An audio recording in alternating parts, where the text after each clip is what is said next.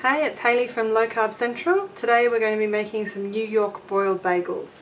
A couple of people have tried to make these and have had a few issues, so I thought if I do a video tutorial, show everyone how I do it. Hopefully everyone will be eating beautiful low carb boiled bagels soon. Okay, it's a pretty simple recipe. The first thing we need to do is proof the yeast. People have asked me what sort of yeast I use. Now I just use a Lowen's instant dried yeast and I keep it in the freezer to keep it fresh. Yeast activates at 30 degrees Celsius, so we want to make sure that it doesn't ever get above that degrees. So what we're going to do first of all is mix in half a teaspoon of yeast, 2 teaspoons of a sweetener. Now I personally use the LC Sweet White. It's got no sugar alcohols in it, so it's not going to kill your yeast on you. And then we need 3/4 cup of water. Now I always make sure I measure my water really well because it's very important that you get the right amount in there. I also use a thermometer to make sure that I get my water at the right temperature, because if you have it too low it won't activate your yeast. If you have it too high it will kill your yeast. So I just mix that in a little bit. And now we're just going to leave that to proof. So when it's proofed it'll get all foamy and bubbly on top. But we'll come back in 10 minutes, that should take. We'll come back in 10 minutes and see how that looks. In the meantime, while our yeast is proofing, we're going to add together half a teaspoon of salt. We're going to add in 1.5 teaspoons of vegetable oil. And we're going to add in 1 2/3 cups of the LC brand pizza and bagel flour.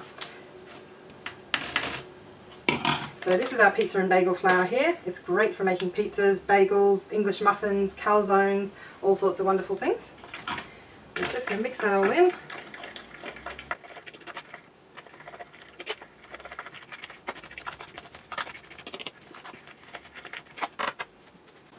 Okay, so now we have our yeast mixture. Now, if you smell it, you can smell that it's really ready to go. It smells really heavily like yeast. So what we're going to do now is stir our yeast mixture into our flour mixture.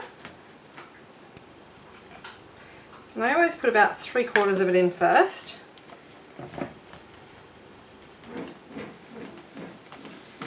Give it a good stir and then add the rest.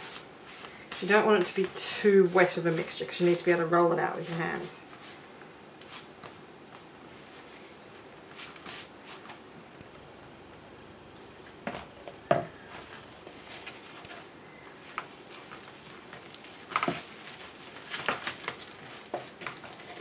Okay, I'm going to add a little bit more flour to that because I did add a bit too much of the water.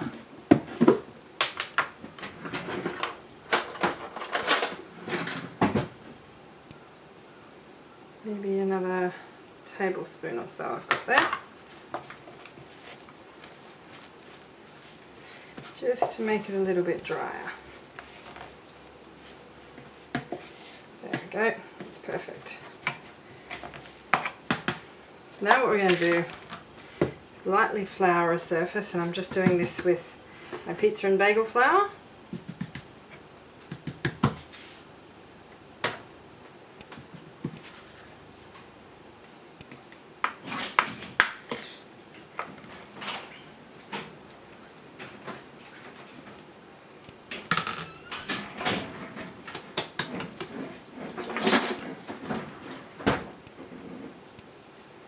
It gets quite sticky, but you just want to get it all off there because you want to use it all.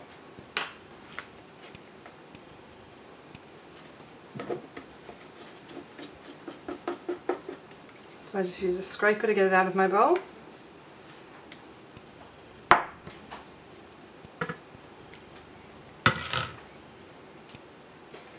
Sprinkle a little bit more flour on top. And then start to give it a knead. You're not kneading it too heavily.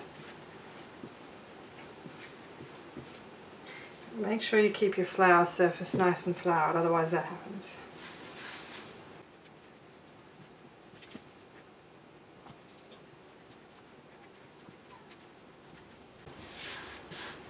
So once you've given it a pretty good knead, you'll notice it's just a nice heavy ball.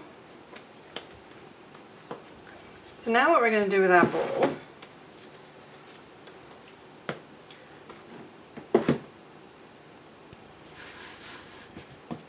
is we're going to cut our ball into 3, and then each of those balls we're going to halve again. And these are where we're going to make our bagels. So they seem really small to start with. Make sure you keep enough flour on there.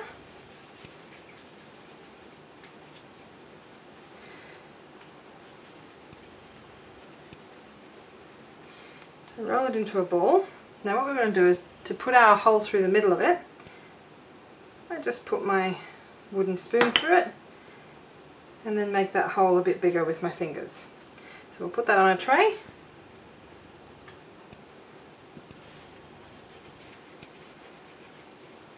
And we'll do that with all 6 of them.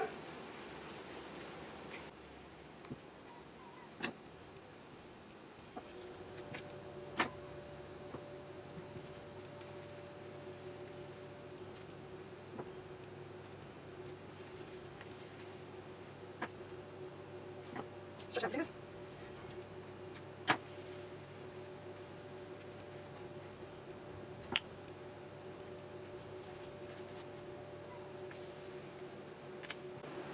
And last one.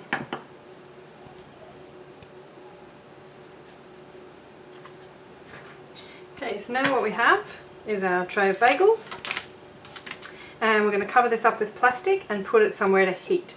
So when we want it to rise, we want it to be sitting in an area that's around about 30 degrees.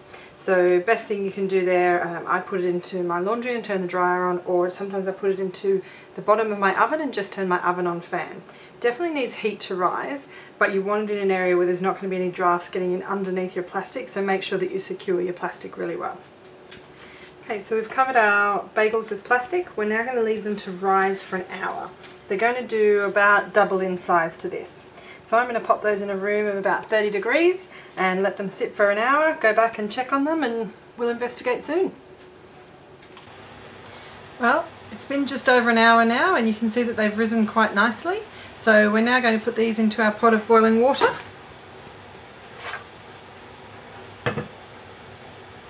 These just need to go in for 15 seconds each side per bagel.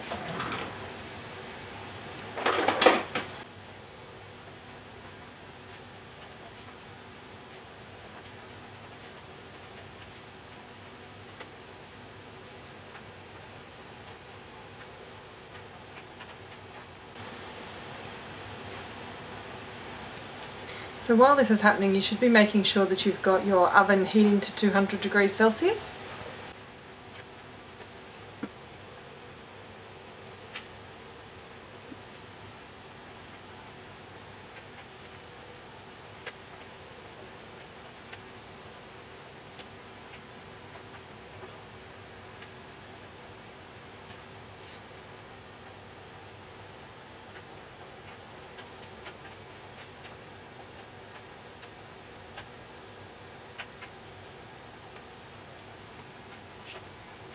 Okay, so our bagels are ready to go. If we wanted to add topping to them, sesame seeds or whatever it might be, now would be the time to do that. But for now we're going to pop them in the oven for 12 minutes at 200 degrees Celsius.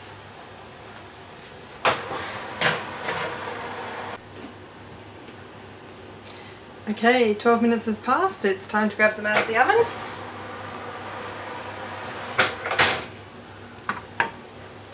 And here's our wonderful bagels. They look fantastic. They're crispy on the outside. I'll grab one out for us to try. So you can see our bagels here.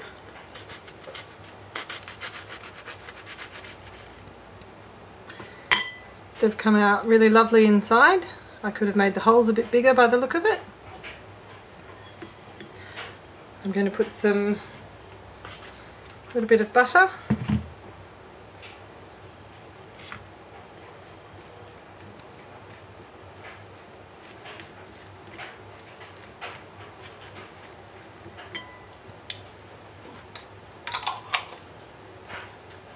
And some of the Jock&Ale raspberry jam that we've got coming.